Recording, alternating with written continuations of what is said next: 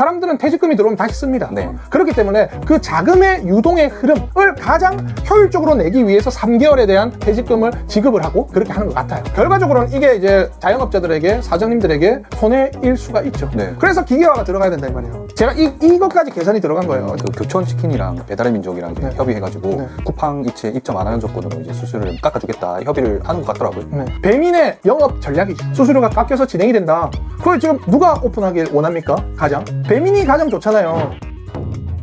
퇴직금은 지금 3개월을 얘기를 하고 있어요. 그리고 이것들을 정부에서 걷어서 주겠다, 아니면 민간에서 줬다가 주겠다라는 것은 아직 확정은 안 났지만 1년 안에 주는 퇴직금을 3개월만 일해도 주는 형식으로 나온다. 그 이유는 뭐냐면 제가 조심스럽게 예견해 보는 것인데 1년 안에 퇴직금이 나오면 결과적으로는 1년간 수만 명, 수십만 명이, 수백만 명이, 수천만 명이 퇴직금으로서 묶여있는 돈이 한정적이다. 그렇게 되면 그 퇴직금을 3개월로 바꿔버리면 사람들은 퇴직금이 들어오면 다시 씁니다. 네. 그렇기 때문에 그 자금의 유동의 흐름을 가장 효율적으로 내기 위해서 3개월에 대한 퇴직금을 지급을 하고 그것에 왜냐 3개월에 했다가 그만두면 원래 지금은 돈을 못 받지 않습니까? 그러면은 그렇죠. 3개월이 지나버리면 이것들에 대한 돈이 풀리기 때문에 네. 경제, 내수 시장이 더 활성화된다 라는 이점이 있기 때문에 그렇게 하는 것 같아요. 결국 이제 소비를 촉진하기 위한 소비 촉진이죠. 그런 방법이네요. 결과적으로는 이게 이제 자영업자들에게, 사장님들에게 손해일 수가 있죠. 네, 3개월마다 계속되고 그러면 이제 퇴직급여는 어떻게 형성이 될 것이냐. 1년 동안 일을 하거나 6개월 동안 일을 하게 되면 실업수당이 나오는데 그럼 이거는 3개월 동안 들어가는 것은 무엇이냐. 그리고 이것은 이제 보통 사장님들이 프리랜서와 4대 보험을 이제 정직원으로 택하는 부분에서 이제 4대 보험으로 바뀌는 확률이 더 높아지겠죠. 그러면 이제 퇴직금과 그 다음에 이제 보험료를 나라에서 더 예치를 시켜서 지급해주는 방식이냐. 이렇게 돼버리면 나라의 세수가 올라갑니다. 결과적으로는. 그렇기 때문에 이것을 낸 거예요. 그러면은 급여에 대한 인건비 수준이 1년에 예를 들어서 보통 퇴직금은 200이 나가잖아요. 그렇죠, 네. 그러니까 이게 1년에 200인데 3개월마다 진행이 되면 퇴직금이 올라가. 그러니까 비용이 올라가는 효과가 있을 수도 있습니다. 왜냐면은 3개월마다 줘버리면 안 줘야 될 돈도 나가기 때문에 그거에 대한 이제 사장님들의 혜택이 없어질 수가 있어요. 그렇기 때문에 인건비에 대한 부분은 올라갈 수 있습니다. 그리고 나머지적으로 급여는 이제 지금 회의하고 있습니다. 정확한 수치는 나중에 알아봐야 되는데 제가 알기로는 1,070원이나 1,300원이냐.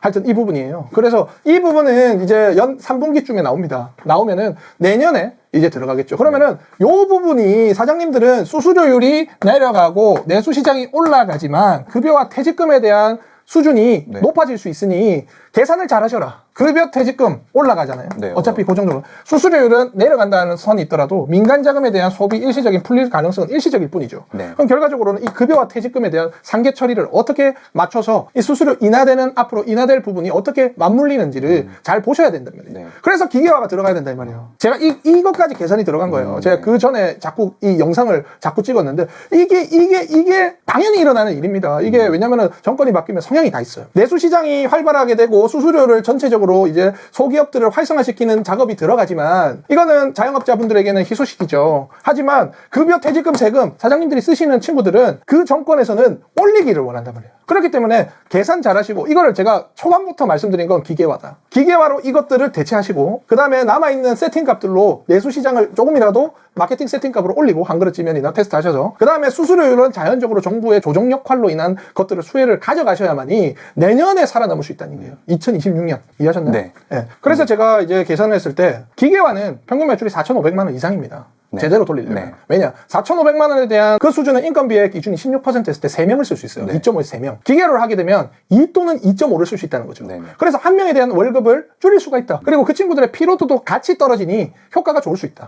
이해하셨나요? 네. 예, 근데 2,000만 원, 2,500만 원은 사실상 인건비에 대한 싸움이 아닙니다. 2,500만 원 1인 개인 사업자들이 굉장히 많아요. 사업주분들이 직접 이 근로를 하고 네네. 계시기 때문에 사실상 인건비랑은 크게 문제가 안 됩니다. 3명 이상. 보통 뭐 자기가 일하던 매장 안에서 3명 이상이 인건비에 영향을 가진다는 거죠. 네. 가장 이제 선호하는 매출의 규모는 5,000에서 한 8,500까지입니다. 그래서 딱 타이트하게 여러 개의 개수를 만들어서 매장을 운영하고 기계화시켜서 기계화를 시키면 사람들의 피로 강도가 떨어지기 때문에 인건비를 조금 내려놓더라도 나가지 않습니다. 편하니까. 그런 과정. 그리고 청소도 더 깨끗해지겠죠. 위생이나. 네. 그래서 이게 필요하다. 푸드테크의 개념이 필요하다. 더군다나 수수료가 내려가더라도 인건비와 퇴직금의 수준이 올라가는 수준이 있으면 거의자 똔똔똔은 조금 더 높을 수준밖에 안 된단 말이죠. 네네네. 그렇기 때문에 그렇습니다. 마지막 식자재 변화 가격. 식자재 변화 가격은요 사실상 확정이 날 수 없습니다. 왜냐면은 식자재가 가격에 대한 금액은요. 일단 첫 번째 수요. 그러니까 얼마나 수요가 많은지. 공급은 어떤지에 따라서 그 공급 가격이 바뀝니다. 네. 두 번째는 관세. 다른 나라의 영향과 다른 나라와 다른 나라에서 가는 수요양. 그리고 우리한테 들어오는 관세가 더해져가지고 들어가는 겁니다. 네. 그리고 FTA나 이런 것들이 협약이 돼 있기 때문에 그거에 따라 또 변하기도 하죠. 그렇기 때문에 결과적으로는 식자재 변화는 조금 더 봐야 됩니다. 제가 확인한 결과 지금 6월 달부터 정권이 바뀌었는데 7월 이제 들어가는데 아직 변화된 건 없습니다. 전체적인 식자재 가격이 떨어지지 않았어요. 왜냐? 보통 식자재상들은 보통 한 3에서 최대한 3, 4개월 또는 6개월치의 물량을 사재기를 해놓고 풉니다. 그렇기 때문에 지금 정권이 바뀌었다 하더라도 가격이 갑자기 내려가진 않죠. 가격을 내릴 수 있는 타이밍은 내가 봤을 때는 9월에서 한 10월쯤입니다. 10월에는 공급 수량이 전체적으로 떨어지는 시기예요. 수량 자체가 떨어지고 그 다음에 수요 자체가 떨어지고 그 다음에 두 번째로는 그 기간이 전체적으로 적용이 되는 시기를 보면 10월, 11월이 가격을 한번 떨어뜨릴 수 있는 골든타임이지 않느냐. 조심스럽게 저는 이제 생각이 듭니다. 그리고 이제 환율이 자꾸 떨어집니다. 지금 저 트럼프 정권에서는 환율이 자꾸 떨어지기 때문에 저는 이 얘기를 하는 게 막 잘났다 이게 틀린 정보가 있을 수도 있는데 저는 봅니다. 그래서 전체적으로 흐름이 어떻게 갈 건지를 예상하고 미리 말씀드리는 거기 때문에 10월, 11월 달쯤에 떨어질 가능성이 좀 높을 것 같다. 제가 봤을 때. 그때가 타이밍입니다. 그러면은 그 수수료율 관련된 부분에서 최신 뉴스가 있던데 네. 그 교촌치킨이랑 배달의 민족이랑 이제 협의해가지고 쿠팡 이체 입점 안 하는 조건으로 이제 수수료를 깎아주겠다 약간 이런 식으로 협의를 하는 것 같더라고요. 사실 이거는 제가 정확하게 모르겠지만 이거는 사실 공정거래위원회 위반일 수도 있어요. 그럼 다른 애들도 소기업들도 나도 쿠팡 안 할 테니 배민만 하겠다. 그런 사람들이 많더라고요. 그러면은 또 줄어들 수도 있겠죠. 그러니까 근데 이제 기업이기 때문에 어차피 크게 물량이 많은 곳은 이제 생산 가격을 조금 낮춰주는 것이 있기 때문에 그렇게 들어가는 것이기도 한데 배민의 영업 전략이죠. 이제는 제가 말씀드렸지 않습니까? 이제 쿠팡과 배민은 싸움이 일어나기 시작한다. 그걸 바꿨는데 내부 자료가 솔직히 말해보십시오. 점주들이 내가 수수료 적게 받는다 해서 기자들한테 얘기하면 기자들이 그거 올려줍니까? 뉴스에 기자에 우리는 배민이랑 하기 때문에 수수료가 깎여서 진행이 된다. 지금 그거를 누가 오픈하길 원합니까? 가장? 배민이 가장 좋잖아요. 나는 독점이 있으니까 우리만 써라라는 내용이잖아요. 그렇기 때문에 그거는 마케팅에 대한 수단이다. 그 대표님이 설명해 주신 거 들어봤을 때 이제 다 플랫폼 다각화 판매 전략을 세우는 게 좋다고 하셨잖아요. 근데 왜 교촌에서는 이런 선택을 했을까요? 사실상 교촌에 어떤 교촌은요 절대 강자예요. 업계 1위예요. 그러니까 절대 강자는요 한 플랫폼을 해도 사람들이 사 먹습니다. 그러니까 경쟁이랑 상관없이 찾아서 먹는다는 얘기죠. 그러면 이제 쿠팡으로 파느냐 배민으로 파느냐의 의미가 없습니다. 사실상. 근데 사실상 그런 네이밍이 있지 않은 것들은요 내가 선택하다가 시켜 먹는 것들이에요.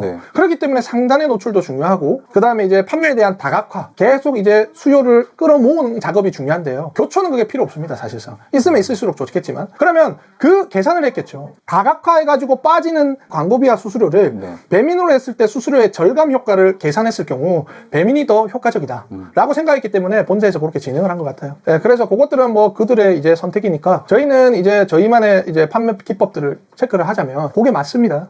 교촌이 쿠팡에서 안 팔면 어디서 시켜 먹습니까? 그럼 이제 뭐 배민이나 뭐 이런 쪽으로 또 찾아서 사 먹겠죠. 예를 들어서 왓더치킨이 있으면은 쿠팡에 없으면은 쿠팡에서 그냥 시켜 먹겠죠. 그런 효과죠. 그리고 참고로 수수료 인하에 대한 그 배민 쪽에서의 협상은 배민은 굉장히 틀이 높습니다. 왜냐면 전체 입점률이 50%가 넘어가니까요. 수익이 된단 말이죠. 근데 그거를 내고를 치면서 그게 진행이 되기 굉장히 까다롭습니다. 그렇기 때문에 그거는 아무나 하는 게 아니에요. 최소 지점수가 한 250개가 넘어가야 해줍니다. 매출도 맞춰줘야 되고요. 그렇게 하기 어려워요. 이 흐름을 봐서 고래는 싸우게 만들고 그 고래에 싸우면서 나오는 파편물을 먹기만 하면 돼요. 우리들은. 그래서 흐름을 타서 그것을 만드는 과정. 그리고 그 고래들은 흐름을 만듭니다. 그냥. 근데 우리는 그 흐름을 보면 돼요. 저는 이 디테일한 기술을 한 개, 두 개씩 알려드릴 수도 있겠지만 전체적인 이 생각을 계속적으로 좀 공유해 드리려고 해요. 왜냐? 디테일한 기술들은요 시기마다 다르고 계절마다 다르고요 트렌드에 따라 다 달라요. 그러니까 그거는 지금에서 해봤자 2주에서 한 달 정도밖에 효율을 못 가져요. 근데 이 생각을 가지고 오면서 전체적인 걸 자기가 체크해가지고 진화하려고 하면서 하면 자생력이거든요. 자생력을 키우는 게 저희 채널의 가장 핵심입니다. 그래서 오늘은 이제 바뀌는 것에 대해서 대처하는 거, 이거 오늘 제가 소스 좀 드렸죠? 이거. 그래서 요거 좀 해보시고요. 전체적인 거 지금 바뀌었으니 나도 바뀌어야 된다. 운영점이 다 바뀌어야 돼. 나라가 지금 계속 바뀌잖아요. 빠르게. 주마다. 나도 주마다 바뀌어야 돼요. 나라의 우두머리가 바뀌고 있는데 나도 바뀌어야 돼요. 그 우리 분야에서. 그래서 그런 것들 좀 체크하시면서 하시면 좋겠습니다. 영상은 여기까지고 추천과 구독, 좋아요 해주세요. 장사꾼 안 선생은 자영업을 하시는 분들의 최신 정보나 도움이 되는 무료 강의입니다. 그렇기 때문에 이 강의를 찍기 위해서는 돈이 좀 들어가는데 그런 것들은 구독과 좋아요와 추천 좀 써주셔서 저희에게 좀 힘이 되셨으면 좋겠습니다. 구독, 좋아요 눌러주세요.